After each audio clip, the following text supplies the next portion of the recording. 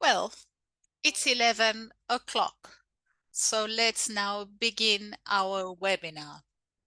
I'd like to introduce myself. I am Alexandra Obach, and I'm the Executive Director of the Global Intercultural Health Center at the Science and Innovation in Medicine Institution at the School of Medicine, University of Development, and School of Psychology, same university.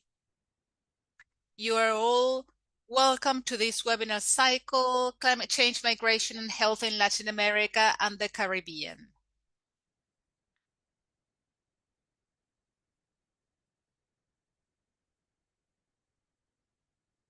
This is a webinar cycle organized by the Center of Global Intercultural Health, University of Development in Chile. Also, the Global Consortium on Climate and Health Education from Columbia University, the United States. Also, Lancet Migration, Latin American Hub, Inter-American Institute for Global Change Research, the IAI, and the Chilean Network of Research and Health Migration, RECHISA. I would like to make some announcements for this webinar. First of all, this webinar is being broadcast in English and Spanish as we have simultaneous interpretation today. At the bottom of the screen, you can see a globe symbol that reads language interpretation. When you click on that button, you can choose the language you want to hear today. The languages available are English and Spanish. Also, you can also greet us and tell us your affiliation and your country in the chat. And this helps our networking. And it also helps us create this community around the topics we have in common. Also, please, as panelists and speakers, try to speak at a normal pace, because we have simultaneous interpretation and we need to help the interpreters.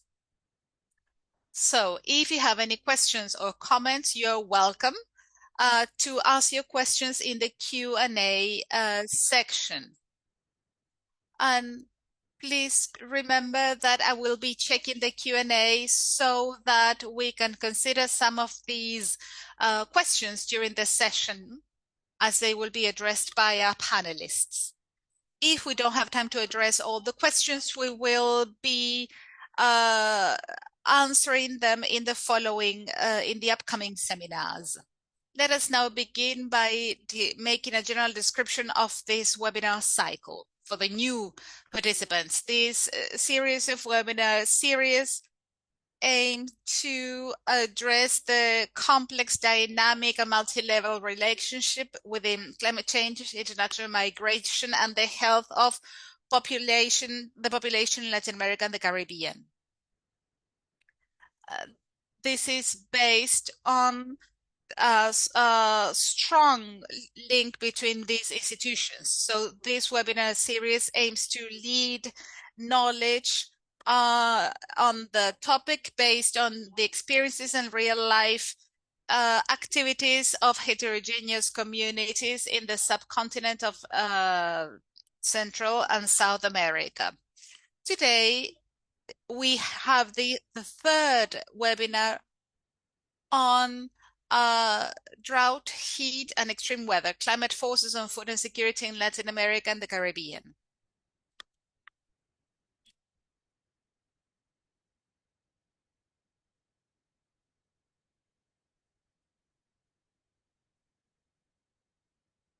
This session includes two speakers. The presentations are made today by two remarkable academicians.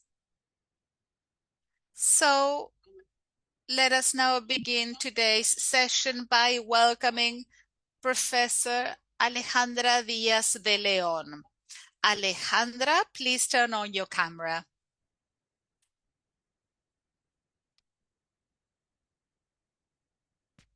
Welcome, Alejandra. Alejandra is a research professor at the Sociology and Criminology department at the University of Essex. She focuses on migration through Mexico. She has been working with migrants for over 10 years, and she has also worked with shelters for migrants. Welcome, Alejandra, and you have the floor.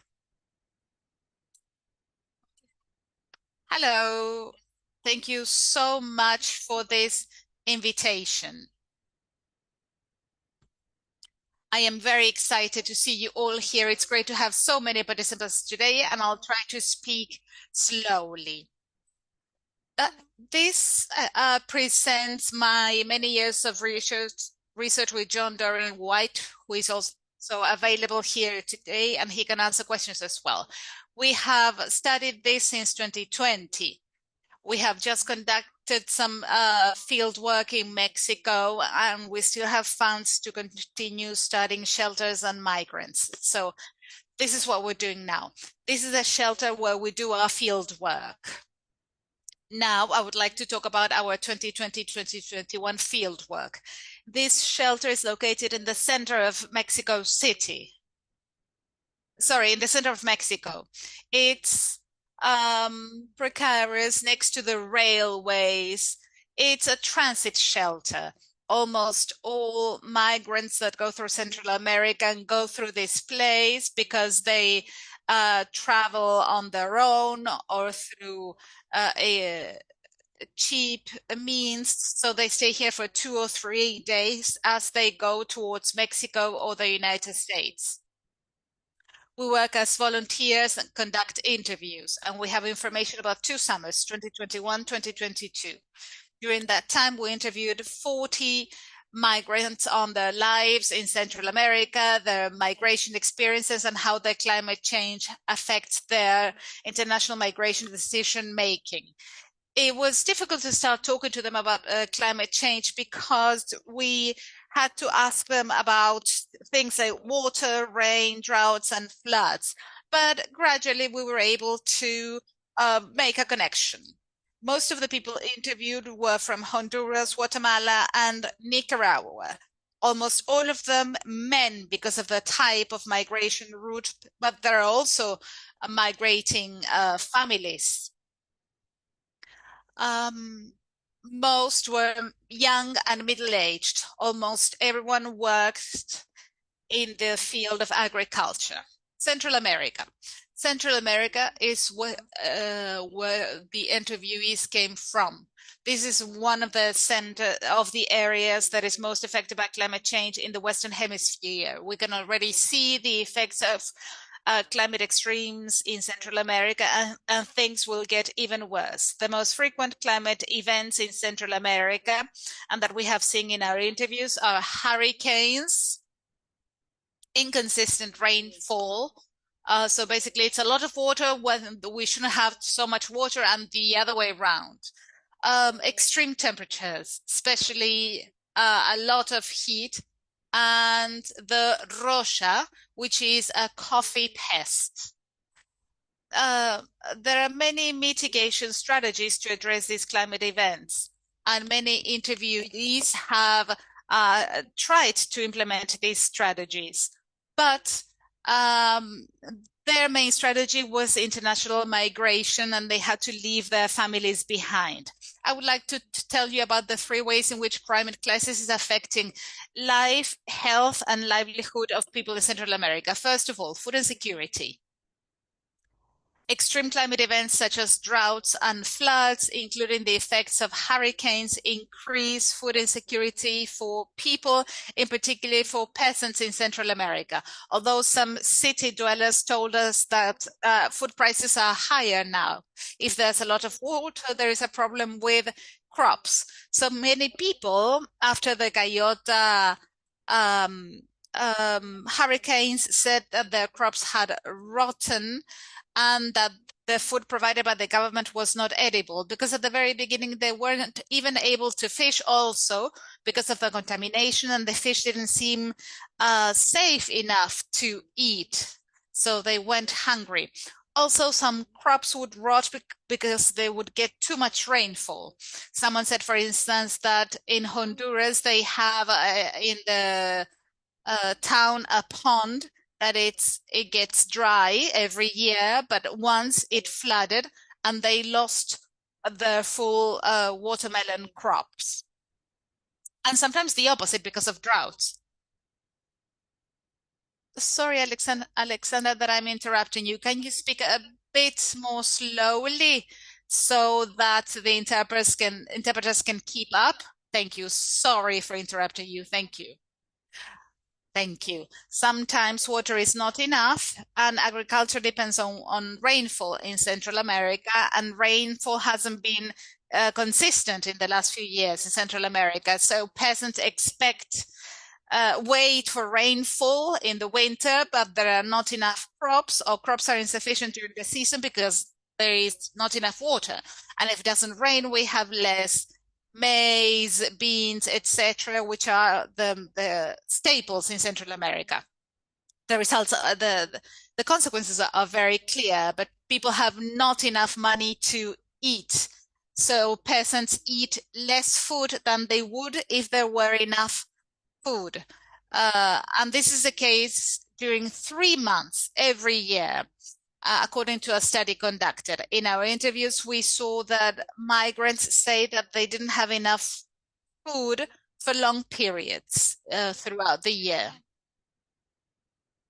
And peasants need to take loans to buy more resistant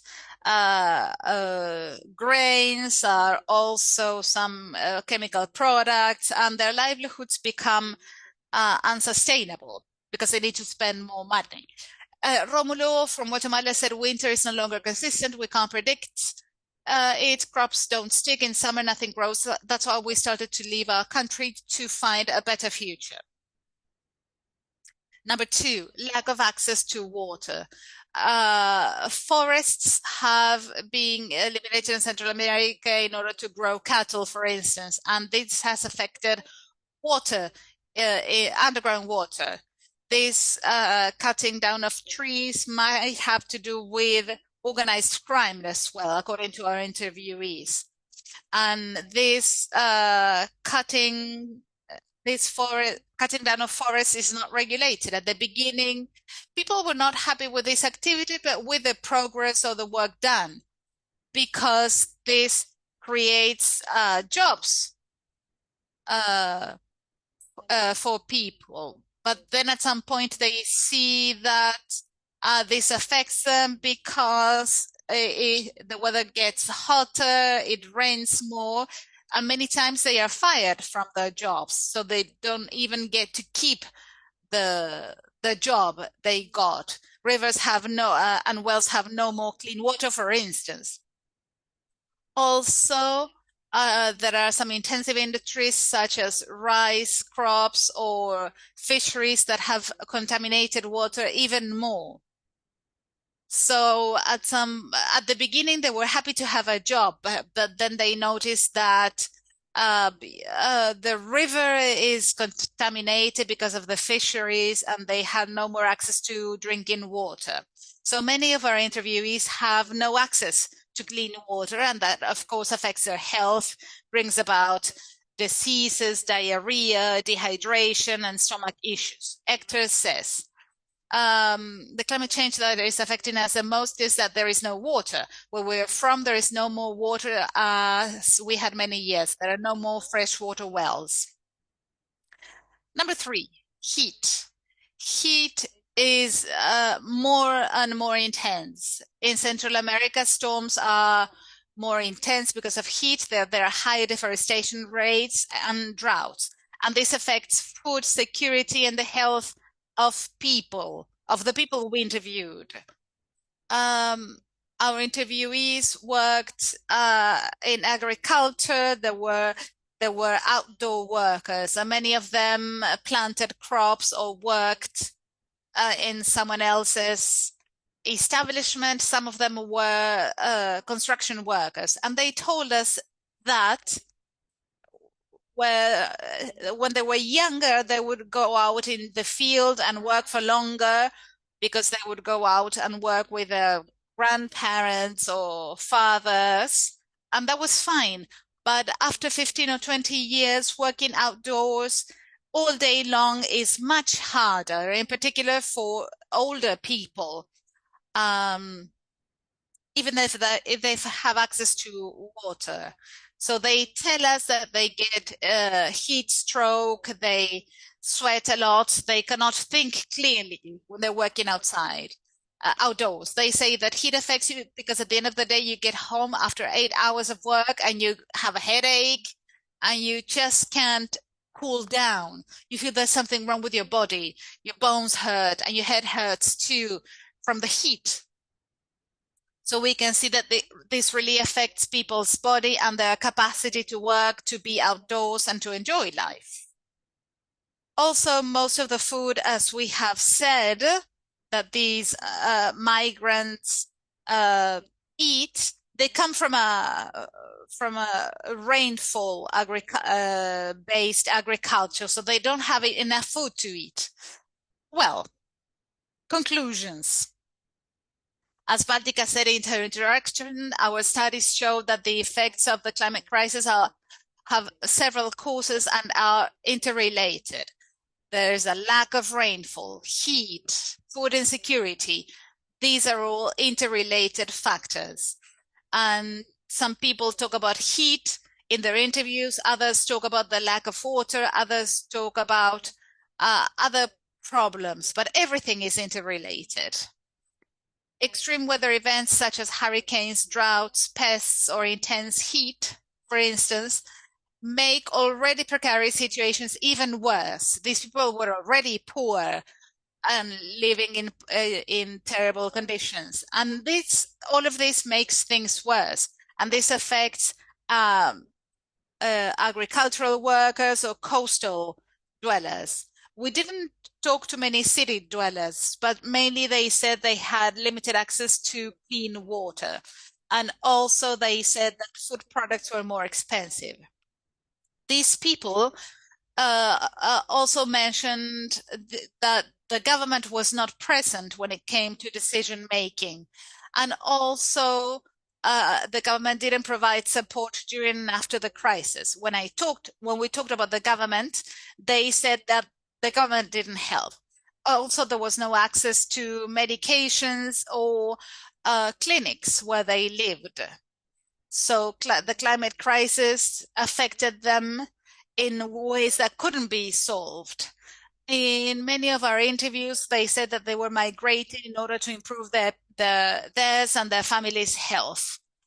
They also talk about how the climate crisis affects international migrants. But of course, there are many other weather events that include other types of mobility and migration that we couldn't assess because these are the people that stayed in Central America. So they were not included in this research. Thank you so much. I'm so sorry I was speaking so fast. I thought I was speaking slowly. Thank you.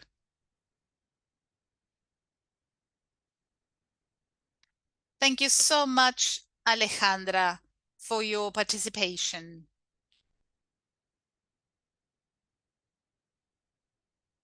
And thank you for your very interesting presentation that talks about what is happening in Mexico regarding climate change and its consequences in a specific social and political context, as is the Mexican reality and the Central American reality in general. Let us now give the floor to Professor Jean Ometo. Jean, please turn on your camera. Hi, Jan. Welcome. Thank you so much, Alexandra. Thank you. I'll introduce Jan in English. Please interpret into Spanish, and you can listen to this on Zoom. Senior research at the Brazilian Institute of Space Research and head of the Strategic Project Division. His recent academic and research activities are centered on the impacts of anthropogenic and climate changes drivers in natural and modified landscapes, including mitigation and adaptation actions by the use of sustainability indicators. On the science policy dialogue, his activities include contributions to the Brazilian National Plan for Adaptation on mapping vulnerability and exposure of socio-ecological systems, and to the Brazilian National Communication to the UNFCCC. So, very welcome, Jan. Muy bienvenido, Jan. Muchas gracias, Alessandra. Y te doy el Thank espacio para you que so much, escuchemos tu Alessandra. presentación. Okay, okay. I will So give you the floor for thank your you very much presentation. for the invitation. Apologies for speaking in English, but my Portuñol is just awful. So I would like to thanks Baltica and Haile for the invitation, and it's very nice to be here. So and I'm really glad that I'm going to talk after Alejandra because it's a different perspective in terms of how we look to this question of food insecurity in our region and how that dialogue with the multiple factors in terms of pressures and which with climate change is being worsened. So it's pretty much what I'm going to talk a little bit about is the state of the climate as we are. We just saw very nicely how at very local level, how different climate forcing are driving people to move from their place for their location and migrate, and also affecting their health and everything. So, so the problem that's facing us is that it's a deep change in climate, and which is being exponential in the past. Well, we know in the past 100 years, but in the past 50 years, this has been increasing in a rate not ever seen before. So not only the fact that the temperatures are high, but they are changing in a rate that is very fast for the ecosystems, for the production systems to adapt to this change in climate. So it's a big issue facing us, and so that's been calling climate emergency. And one aspect that is crucial for any sort of decision is to incorporate the urgency of the action into the production system, into the society, so into the social perspective of the day-to-day living. So, so we cannot undermine the aspect that we're facing a big change in climate in the globe. There's another important aspect on this, which dialogues a lot with social movements and also with the inequality, with different aspects of social behavior in the globe, which is the climate agenda. It's a sustainability agenda. So those two thinking dialogues in a common way, it should at least. So if we're looking to the climate, we're looking to sustainability and vice versa. So it's a matter of having this incorporated in our actions day to day.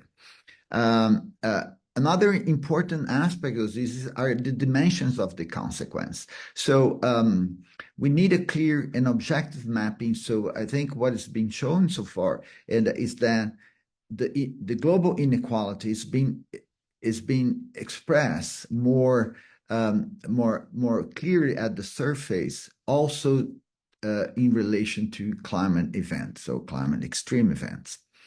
And we need to go a balance. So we need to mitigate not only the effects of what is going on right now, but also mitigate the future increase of climate problems, of climate hazards. And but also we need to adapt. and the adaptation dialogues very, very strongly with food production, with food security, with quality of food, and with access of food. So this all goes to the adaptation aspect of this that has to go along with mitigation in terms of several aspects of, as I just mentioned. And just to give a broad view here, sorry, broad Brazil, to the right or to the left side of the screen here, but we are facing a drier and hotter continent. So Latin America in general, we're just seeing South America here and Brazil. Sorry, apologies for that. But Latin America in general is facing a hotter and drier continent, and we're basically we a lot of our economies are based on agriculture, and agriculture is it's a major issue in our countries, not only in the tropical belts of all the countries, but all the regions as well. So, but we're facing that. If we see temperature, we see how temperature affect people, and by the way, the heat waves kill much more. The casualties of heat waves are much higher than casualties of a disaster, for instance. So heat waves are a big issue, affects not only people but production as well. The changes in precipitation, that's another central problem on this perspective of food production, because most of agriculture in our region, I would say that maybe 5 to 6% of agriculture in the whole Latin America is irrigated. Most are rain-fed. So the fluctuation, not only extreme events in precipitation, but the fluctuation of the precipitation, the anomalies that we face, these affect direct production. And not only the amount of food that is produced, but also the quality of food that is produced. So those are problems that they're facing us, and we need to have solutions for them. So just coming to some IPCC, so I had the opportunity to work. Several colleagues on the region has the opportunity to work on IPCC as well. So the climate change is stressing agriculture. Not only agriculture, but fisheries as well, aquaculture, and the production of food in a broader perspective in the globe. So this literature, the scientific literature is has high evidence on this for the whole globe. So we are really face an issue related to climate change impacts and production of food. The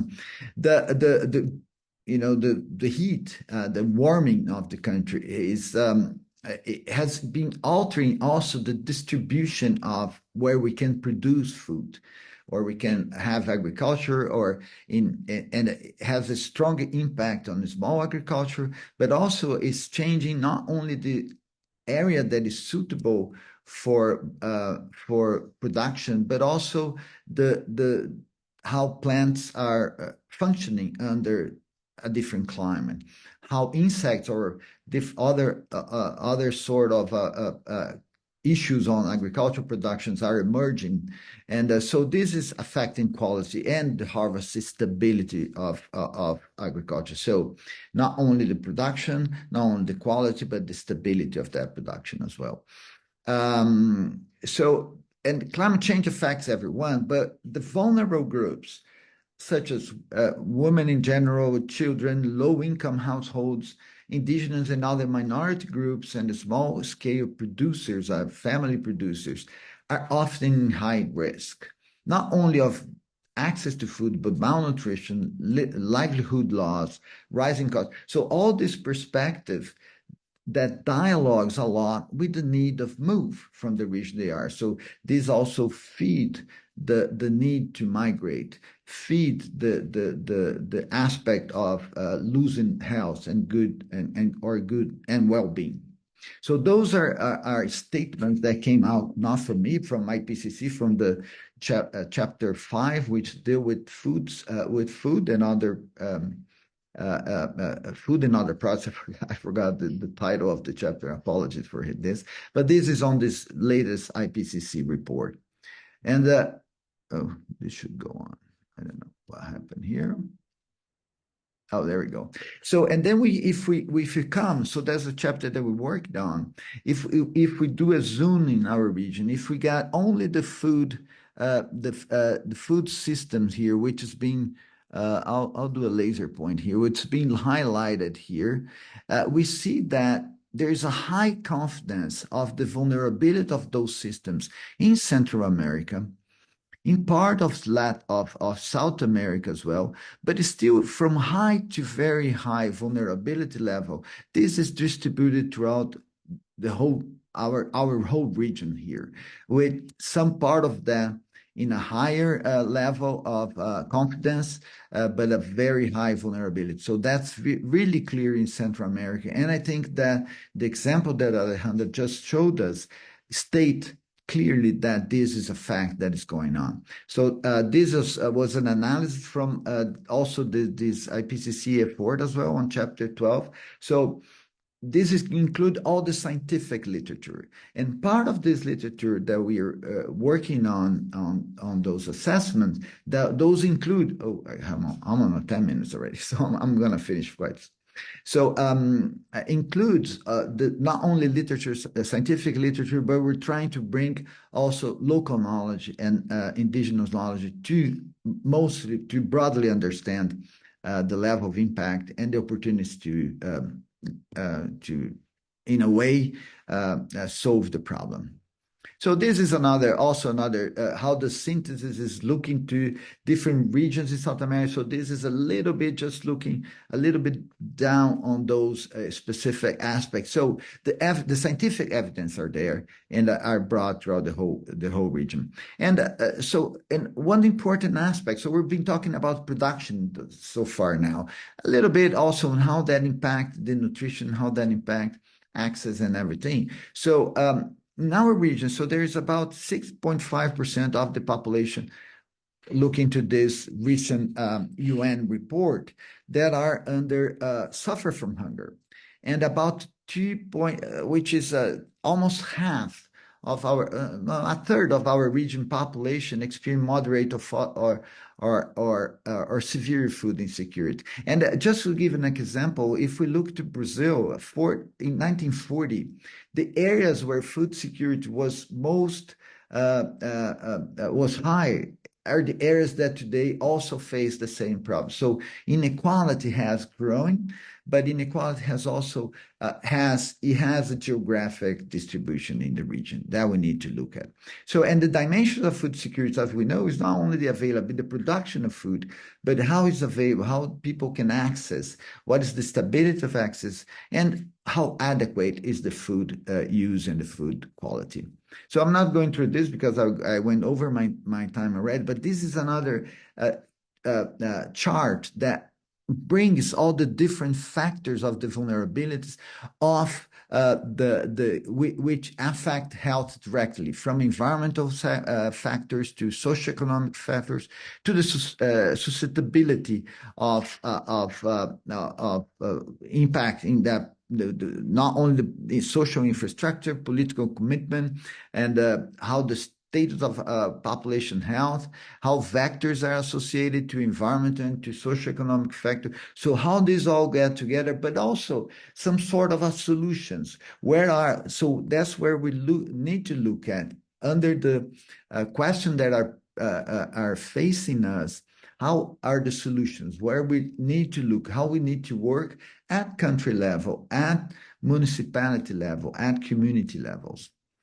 Just to also an interesting aspect that Lina Salazar brought on this IDB report is that how our region move away from a sort of a better condition in early 90s and 2000s to a worse condition now. So that was exacerbated by COVID, but so the deterioration of the security in the region, it's clear throughout time. So climate change is part of this aspect, but we know that there's other issues associated to this as well. So very quickly, we need to map risk. So what are the risks for food production and for food insecurity? So what we do as an example for our region here, we do what's called risk flower, which will look to vulnerability, exposure, and a climate hazard in a specific region of the country. So this is a very local example. Apologies for this, but we try to do in a very high spatial resolution to identify what is the, for instance, in this context here, the drought, the impact risks for food security, but in the production, but not only in production, which include the access, include the quality of food. So the drought risk for food security in a way. So we can do that. We can have this as an example for decision makers to look at and to provide or to propose solution for the regions. So climate change will increase inequality, we know that. And if we do not ensure just transition, so that's what we need to do. We need to do a just transition to a more sustainable world and a more sustainable relation of people to nature and to resource. The impact are most vulnerable on the most environment communities are clear. So that's an issue that need to be worked out. Social organizations from how the participation of society on the governance of a session for building climate resilience. So this is basic how we do work to have a production system, a society resilience to climate. The governance has to be reconfigured. So we need to have a broader dialogue among different sectors and actors of society to have this trade-off in terms of dynamic and adaptation options. So that goes along with multi-sector policies.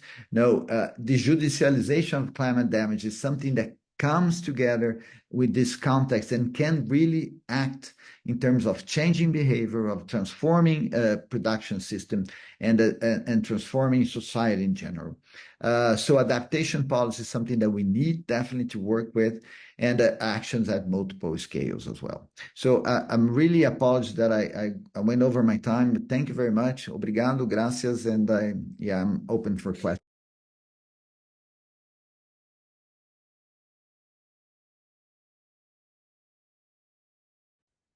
Thank you so much, Jan, for your wonderful presentation. You were well within time, just a few minutes over time.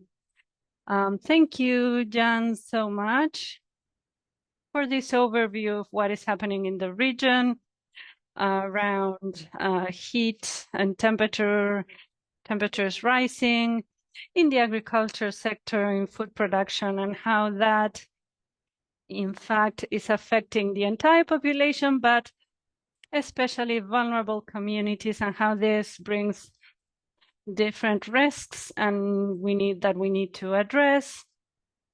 And as you very well said, we have high-level solutions and other at the local level. Welcome to everyone who has joined us, who has introduced themselves in the chat. Thank you so much. This helps us build this network, which is one of the goals of this series of webinars. Now we would like to welcome our panelist who is going to comment on both Alejandra's and Jan's presentations. We have Alice Lukács here today. Could you turn on your camera? Thank you so much. It's great to have you. Hello, Alexandra. Thank you for having me. Okay, so Alice is a political scientist from the Manchester University with a master's in international immigration and public policies from the London School of Economics. Her research is based on migration and health systems, interculturality. And she is currently a researcher at the Global Center on Interculturality at the Development Center in Chile. Welcome, Alice. Thank you, Alexandra. It's a pleasure to be here. I'm so happy. Thank you, Baltica, for inviting me.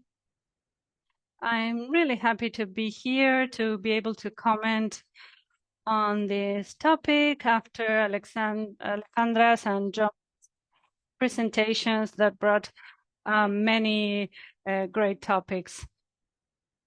Before you begin. Thank you. Please remember to speak slowly so that our wonderful interpreters can understand you.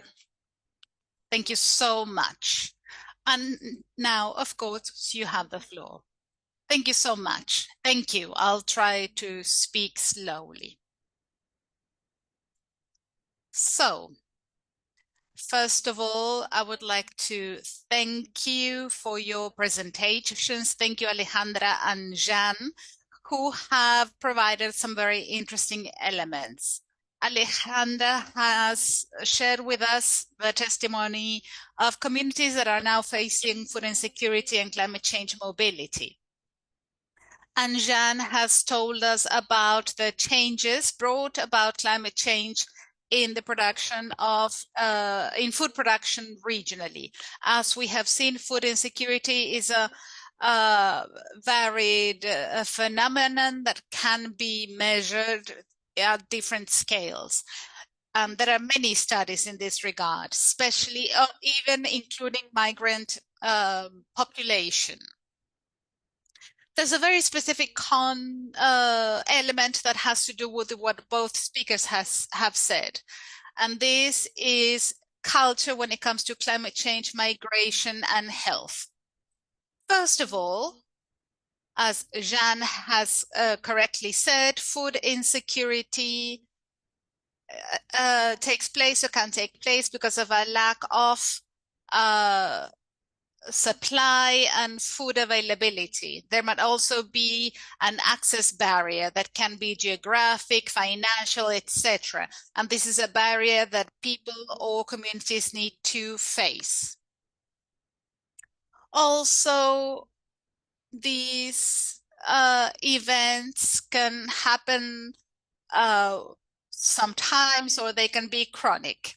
Regarding health, the current literature states that food insecurity affects both mental and physical health. Regarding physical health, the consequences are quite clear because food insecurity prevents people from getting their nutritional physiological needs met. Regarding mental health, food insecurity can have a negative impact on mental health because it increases the risk of suffering common mental disorders such as stress, anxiety, depression, sleep disorders. It can also exacerbate already existing disorders. Some specific risk factors entailed by food insecurity that affect mental health. They affect the regular population and also migrants and internally displaced people. These factors include discrimination, unemployment, informal employment that might take place among migrant populations or people that have an irregular temporary employment status. Also, the lack of nutrient-rich foods such as fruits and vegetables during the migration process. So in this whole transit process, intermediate countries, as people settle down in their host country as well.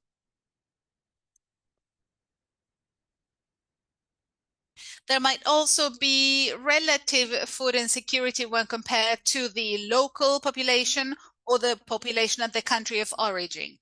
Also, these people might have limited social networks that might not, so they might not be getting the help they need when it comes to mental health caused by food insecurity. Gender is also relevant because migration flows include now more women than ever. And food insecurity is especially related to poor mental health or negative mental health impacts on women, in particular, women that lead their households. Of course, these aspects are more urgent and catastrophic regarding food insecurity and its impact on mental and physical health. But also there's the cultural aspect, especially regarding people in mobility in Latin America and the Caribbean. We know and we can all agree that food is a central element in our daily life as marked by our culture. Food is also a way of expressing ourselves or a way to um, consolidate our beliefs and our culture. And also, food brings us memories of happier times from the past, especially when it comes to people that are going through a migration process that can be really challenging. So, if they're migrating and they cannot find or afford culturally relevant foods, even beyond food insecurity situations, if they are not able to find this food they are used to that are culturally relevant or food in general, they cannot get this food in a socially acceptable way. So these are all risk factors that might affect mental health. This means that we need to consider the cultural aspects of food insecurity in a human mobility context. And also when it comes to climate change, and in particular when we bring these two together. Climate change endangers short and long-term food production, especially food that is culturally relevant. For local populations, for instance, maize or beans in Central America, or rice, quinoa, and potato in Andean countries. These are just some regional examples. Additionally, climate change can cause the displacement of populations indirectly or indirectly, internally, domestically within a country, or internationally. These are people that cannot afford culturally relevant foods. So they need to migrate, and this might also affect their mental health during the migration process. So this has been seen in the migration from rural to urban areas, even within a country or to other countries. In the case of migration to other countries that eat foods that are drastically different. Therefore, there might be some countries that undergo food insecurity can find solutions, especially when it comes to climate change and to prevent forced displacement situations. For instance, they can promote the knowledge of indigenous local people, as Jean has said. There are other potential solutions that can be adopted by host countries in order to help migrants that are already there in their countries. And this might benefit the health of these people in a mobility situation. The idea is to promote food sovereignty and also to allow these people to access culturally relevant food and ingredients, first of all, but also they should help them to participate in food production. So this can also reduce the environmental impact of importing these foods. These initiatives have to do with promoting urban farms, for instance. And the idea is to work with displaced people, international migrants. There are examples of this in Latin America and the Caribbean. In particular, the urban agriculture program in Cuenca at the end of the 90s in Ecuador. With new practices within the rural-urban migrations in the 50s. This is an initiative that is also possible, and we can improve on it as well through an environmental resilience and also from a traditional and culturally relevant perspective. So this is one of the many initiatives that can be promoted when it comes to the challenge of climate change and urban mobility and the mental and physical health. Thank you so much.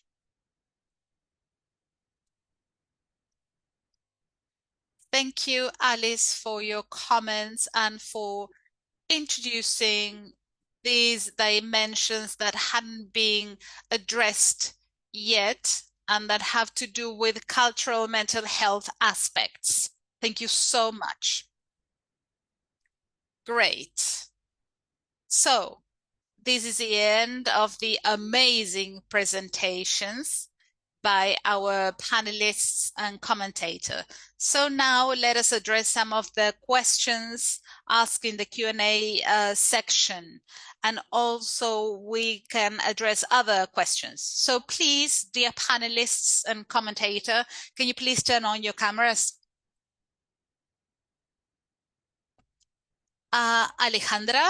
Yes, there you are. And let's welcome John Dorin-White as well to this session, who will be helping Professor Alejandra Diaz de Leon in the Q&A session.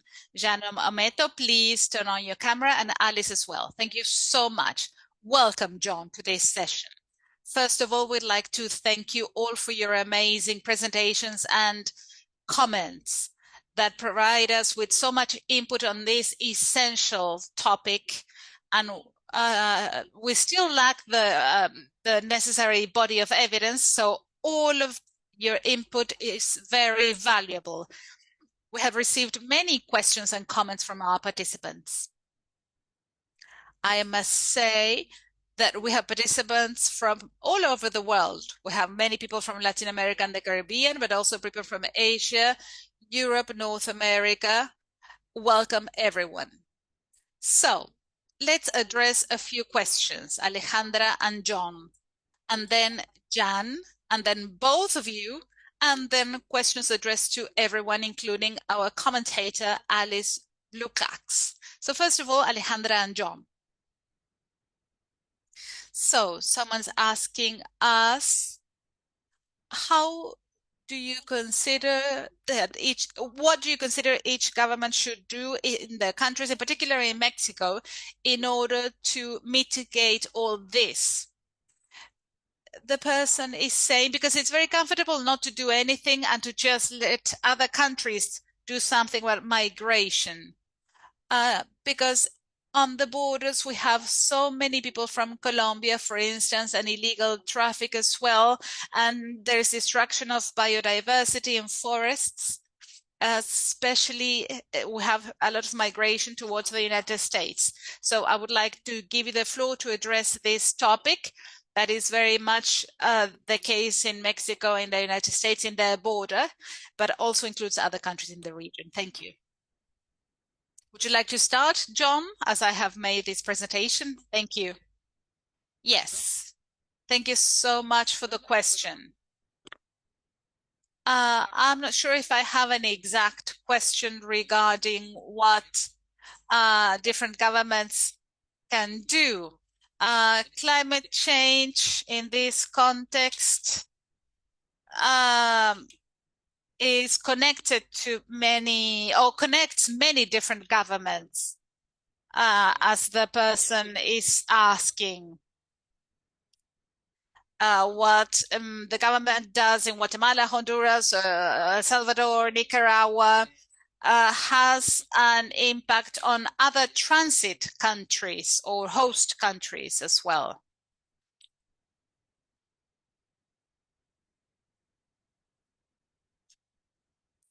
Regarding policy migration policy, I think climate change can affect our conversation because this affects people in the destination country. So I think that sometimes in the United States, they talk about people who get there and how other countries should stop migration. And I think that, unfortunately, climate change might make us more empathetic regarding the people in the destination country. Of course, I'm talking about what governments should do, but at the same time, we should remember that Ale and I are working on this project that focuses on the actions of several non-governmental organizations, also migrant shelters and other organizations that support people in a mobility situation. Because the idea is to create legal paths for migrants and for people fleeing the effects of climate change, as they should be recognized as refugees in different destination countries. We're now beginning this project in Mexico. We are working with several organizations. So we need, of course, we need to remember what governments should do, but we need to understand how different civil society organizations are dealing with all this. So we're working on it. Thank you. Thank you so much, John. Alejandra, I agree with John, and I would like to address the last part of the question. We do have an interpretation? Yes. Okay. So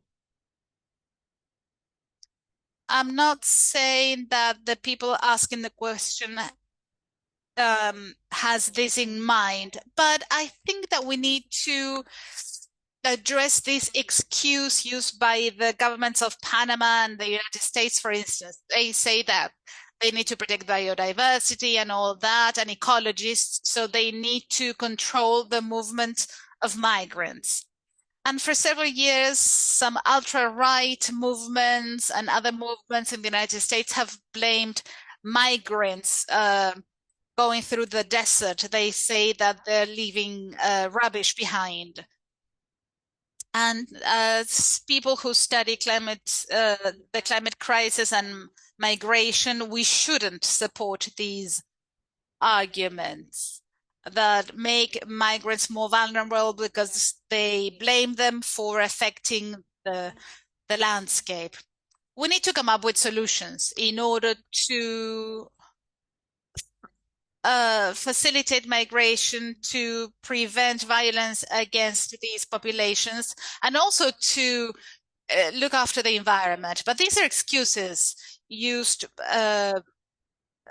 posed by these right government in order to implement strict migration policies. I think we need to criticize these policies. So there's this human dimension and this, yes, environment dimension in the Sonora Desert. Some people are trying to cross this border. It's just a comment. Thank you so much. Thank you so much, Alejandra.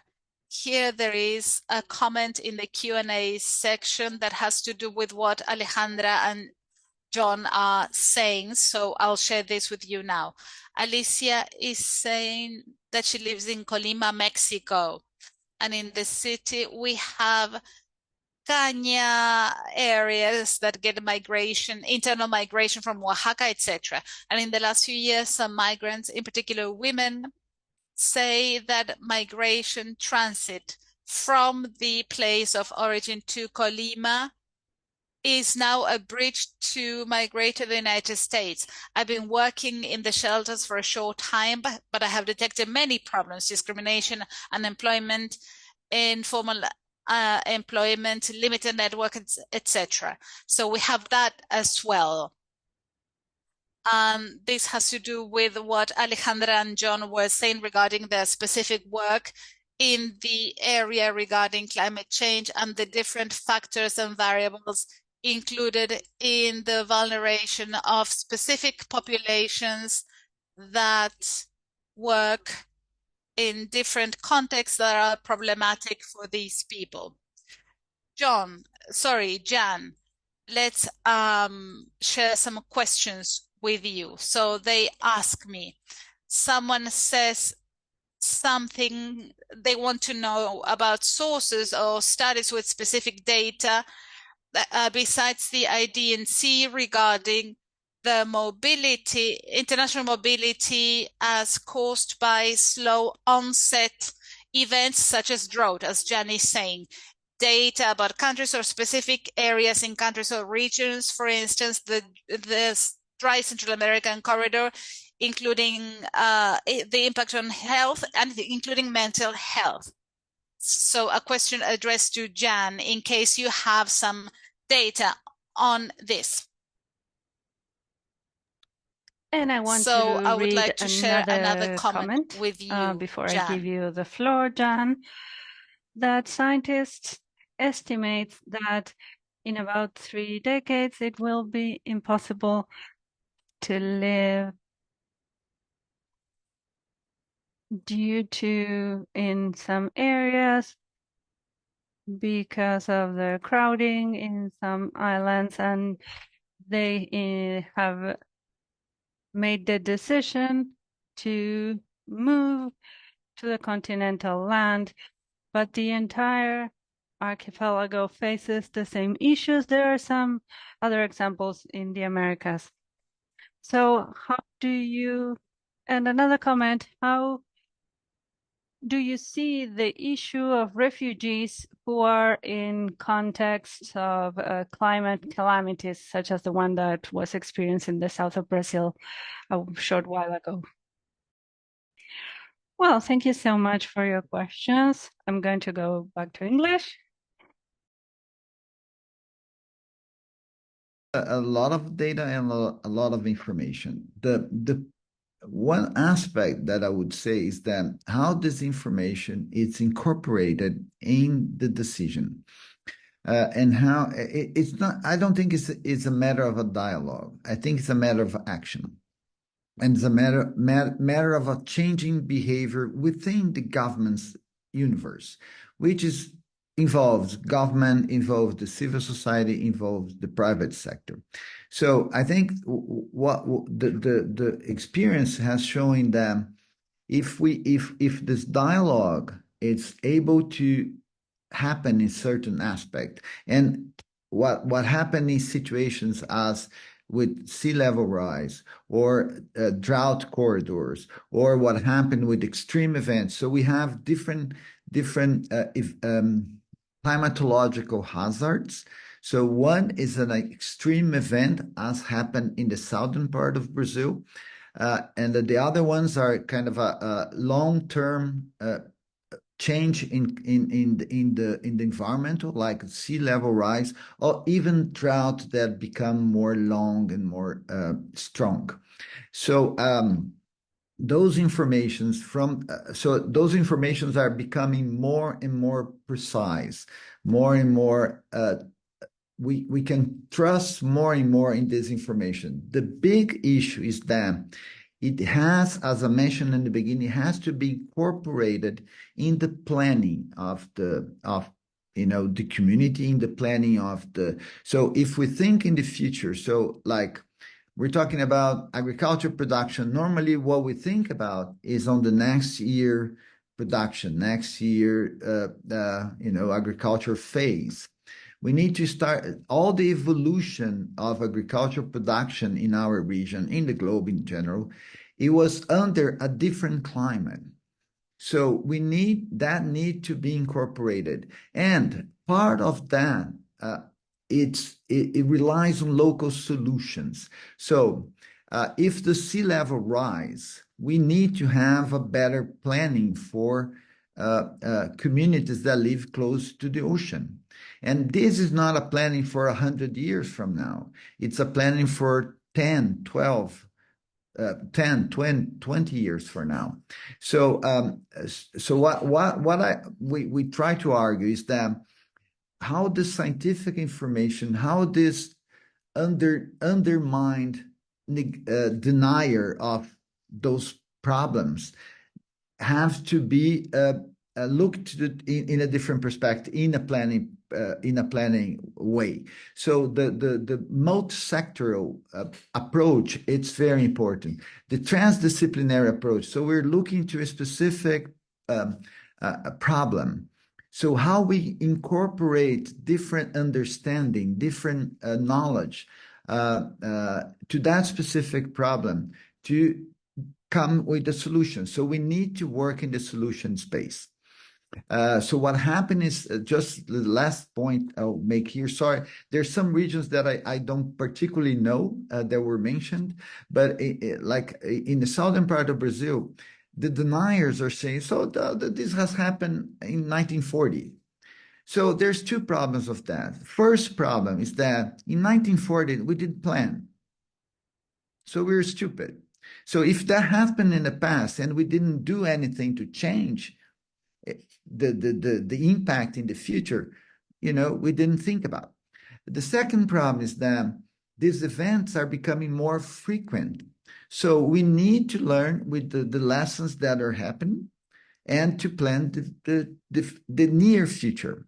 So those events, they need to be thought over very strongly. And there are information and there are, let's say, solutions for that can be given, not given, but that can be provided at local level for people to change the way, for governments to change the way, and to plan for the future. So, sorry, I kind of gave a big vision here, not going directly to specific points, but that's coming to specific points. The solutions are very local. So we have a global problem with a very local solutions.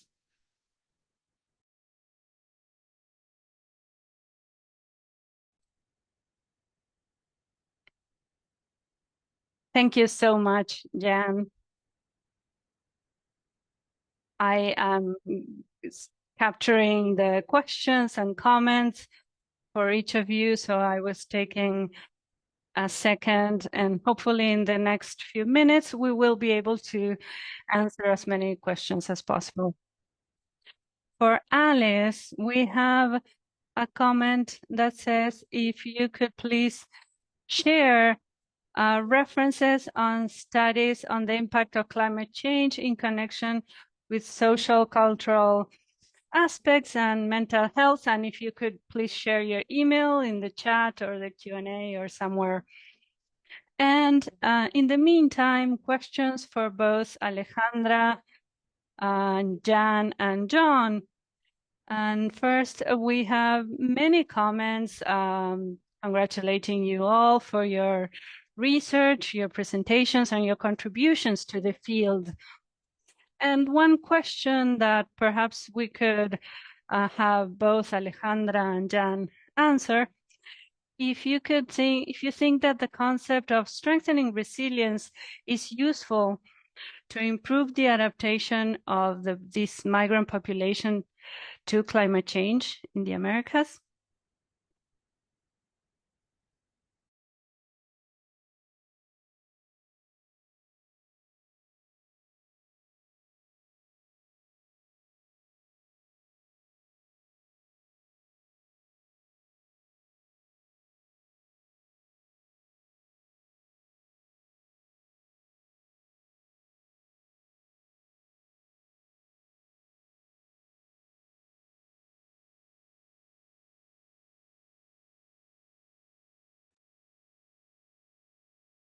I think he's frozen.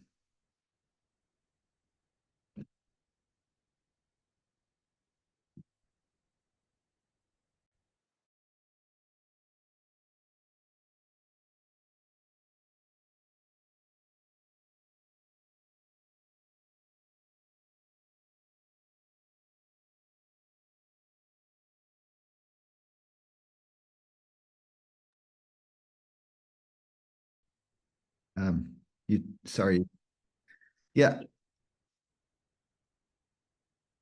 So, yeah. So, I think, I think we do.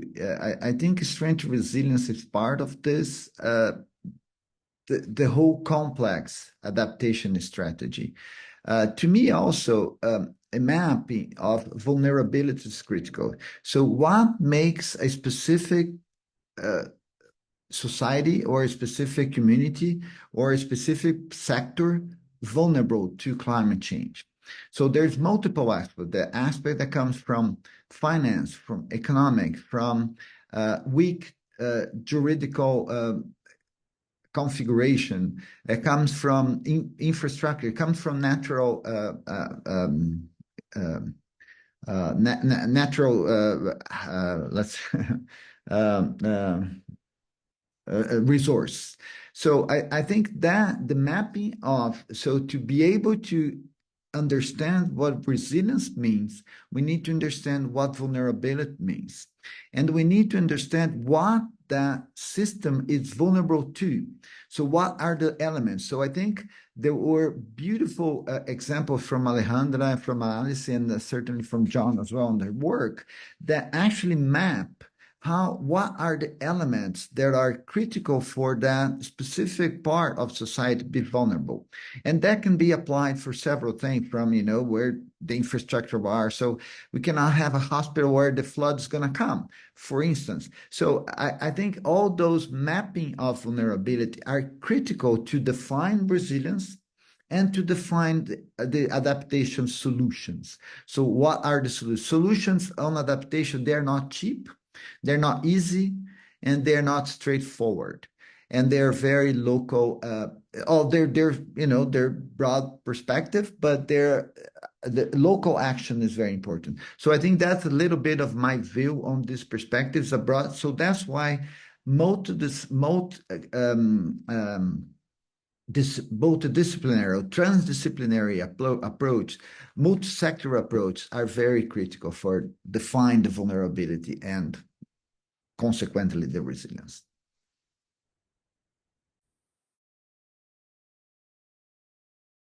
And now we give the floor to Alejandra and John. Well, to complement what John was saying, I agree, of course. And something John and I and other collaborators have been discussing is that it needs to be a fair, just transition. So we need to prioritize the well-being of the communities that are the most affected the most. And that doesn't always happen. If we need to build a dam or have a carbon capturing forest and then people are displaced. So listening to people, using local knowledge, hearing about their needs, thinking of what being well is, what is well-being for those people, because coming from the global north, from other countries, or from places with other climate emergencies, we cannot apply one global solution. We need to listen to the local communities. This happens sometimes that this is missed with international organizations. There are people who are afraid, for example, of having or their land being taken away for ecological solutions. And so finding a balance, and for this, making sure that these transitions are fair is so important. Thank you. And John, you have the floor now.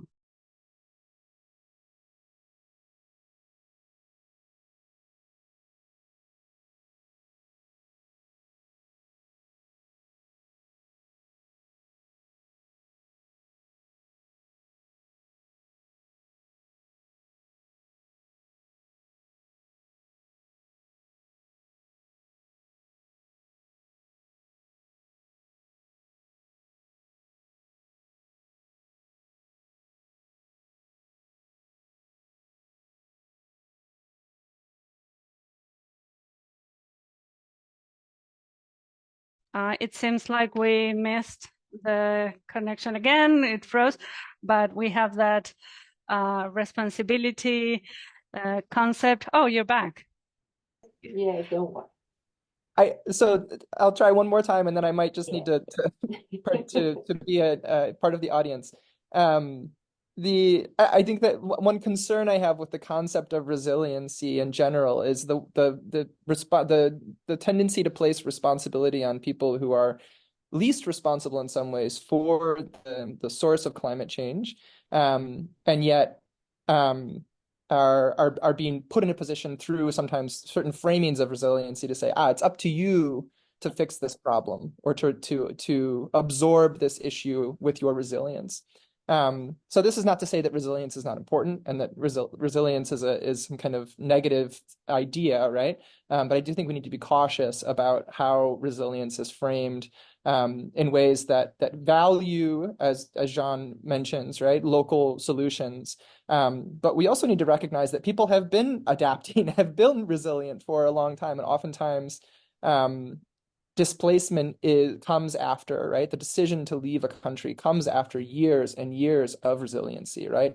I think the risk with certain framings of resiliency is that we say, people have not been resilient up until now, and we can instill some form of resiliency. No, people have been very resilient, are adapting how resilience operates in the context of climate change.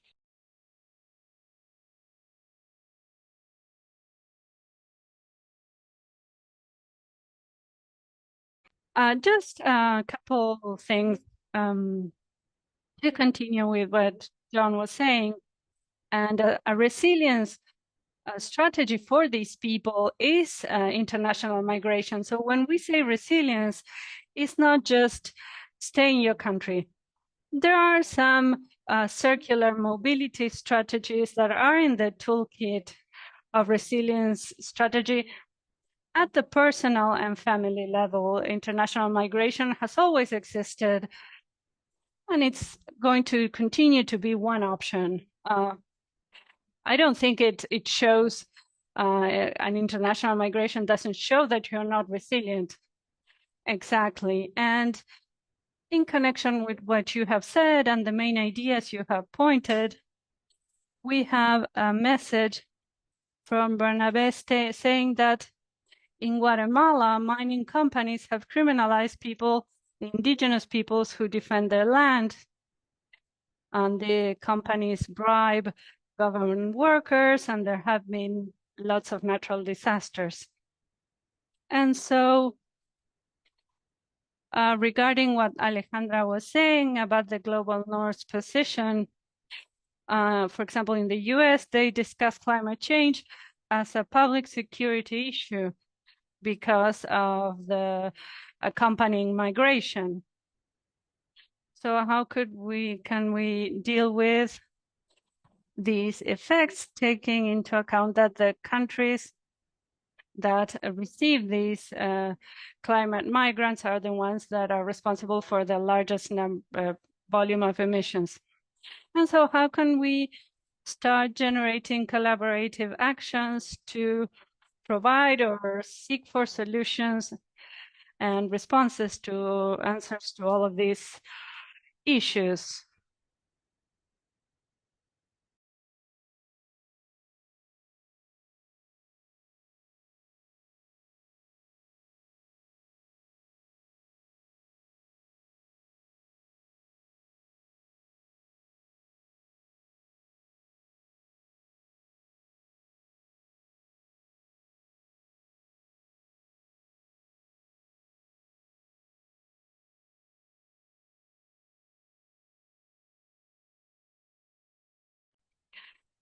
I don't know who, Alice, perhaps would like to comment on this, not give an answer, because there might not be just one answer. Alejandra, go ahead. Well, I can begin and then the others can add something. But as for the migration to the global north, something interesting we have seen in the last few years is that 10, 20 years ago, and governments still think that this is still an emergency. They used to think that everyone was going to migrate to the global north because of the effects of climate change. And we have seen that this isn't true. There are many strategies, and the people who study international migration flows and climate crisis, we haven't seen, or we don't think that we will have hordes of people coming to the global north as a consequence of the climate crisis. And it's important to consider this. We do have climate migrants, but it's not going to be the invasion that some fear.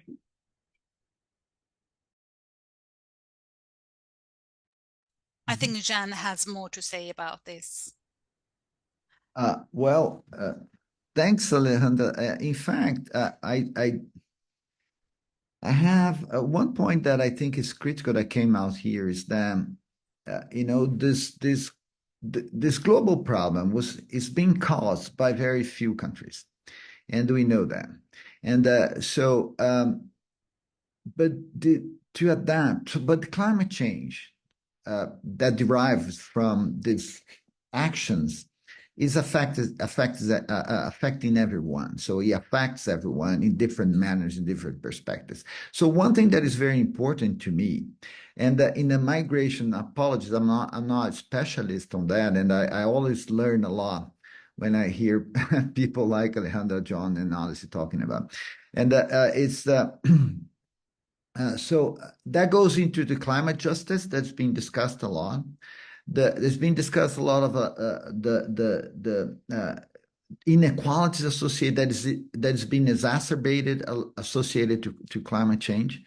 So in that perspective, I think, at least in the climate world, I think we need clear actions from the ones that were most strong players on this row on changing the global climate. So I think those. So if we discuss in terms of resource support, if technology transfer, all these aspects, I think, are critical to let's say to reduce the inequality and reduce the strength of the impacts in regions of the globe that there are less favored or are that has less opportunities in several aspects. So I don't think we cannot have a word that do the same things that we did that has been done by whoever has lead us to this. But what we need to do is the transformation process that need to happen. It has to have a flow of a collaborative, I would say, in that perspective, thinking in a goodwill way, of a collaborative way of giving the opportunity for the countries and the societies and that doesn't have means to couple with the strength of the change that is going on. We need to have that being effective. So when we look at and see the funds for loss and damage funds, adaptation funds, climate change funds, they were never really instrumentalized in the way that you can effectively change or reduce vulnerability. I'm not going to say about increased resilience because I agree with John in that perspective at all. So, but we need to reduce vulnerability.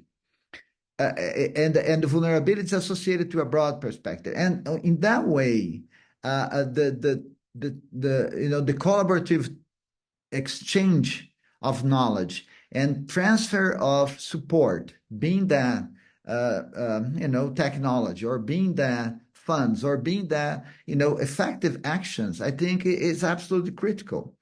So in terms of the juridical global system, that has to be a strong, let's say a strong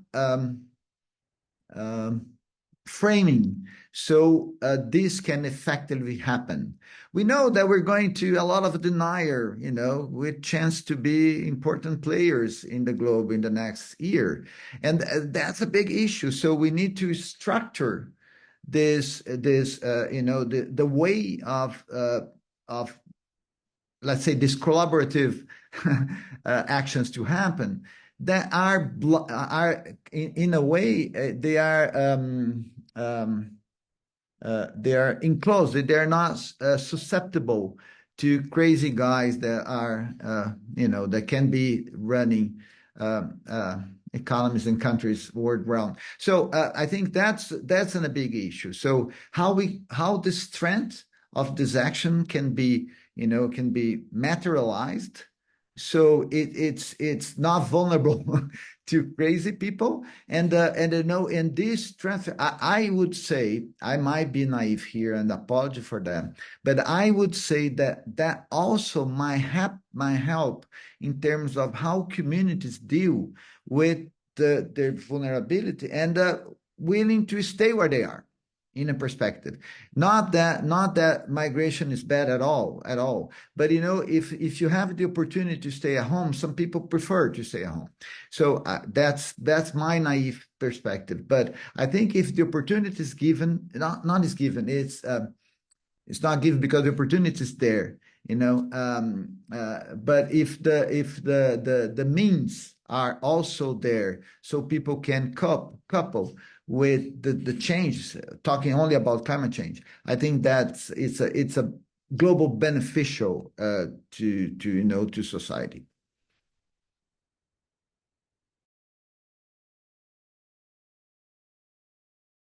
Thank you so much, Jean. There's so many ideas. We've said so many things, many concepts and principles. Also, many comments and questions that we won't be able to address today because time is almost up. People talk about creating interdisciplinary strategies as well. Also, how people resist this work, but we also need interregional, interdisciplinary, and transdisciplinary work. Many comments talk about how some policies and governments do not or refuse to be resilient or become resilient, and this ends up affecting the local communities and also place the blame on the local communities for global effects. There are many questions in this regard, and we won't be able to address them, but they're all being considered so that we can further develop them in the future. Finally, dear panelists and commentator, for 30 seconds, just a main idea. In order to close this webinar. So first, Alejandra, John, Jean, and then Alice. Thank you.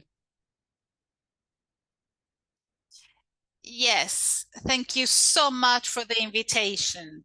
And I think that my final thoughts are the following. The climate crisis is affecting everyone now. There's no safe place. Some places will suffer later impacts, and they will be different as well. The shelter director told us some time ago that current public policies to help migrants will help ourselves in 10 years' time when we have to move somewhere else, and this might be affecting us. So this is like an existential crisis. Even if you're in the States or Europe, we're not protected from what's coming.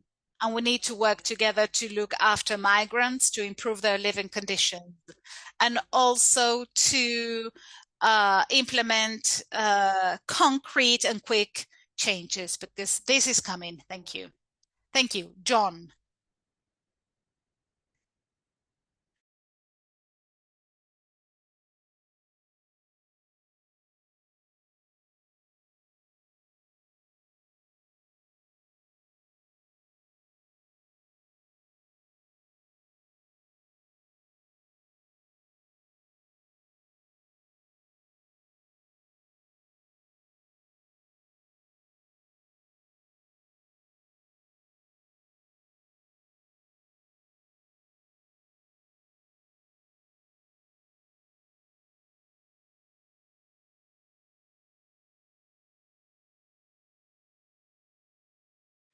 Thank you. Jean. Thank you very much. I also like to thank Alejandra, Alice, Alice, I don't know if Alice or Alice, John, and for organizing this and having me here. So thanks a lot, Alexandra, for moderating. I think that the point that Alejandra talked about is that we need concrete actions, and I do believe. Besides a lot of things that I said, I'm an optimist. Besides being a realist, realistic, but I think that we do have resiliences among us for a long time, and I think we do have.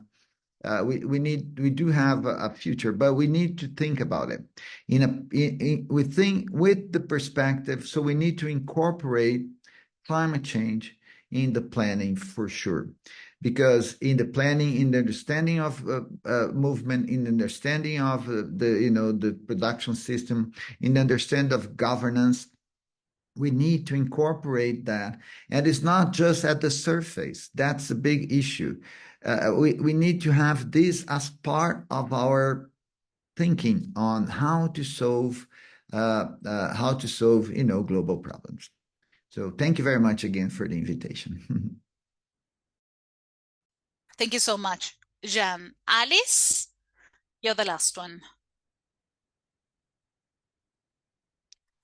Thank you so much. Congratulations also, Alexandra, for your presentations. And thank you everyone for your reflections throughout this session.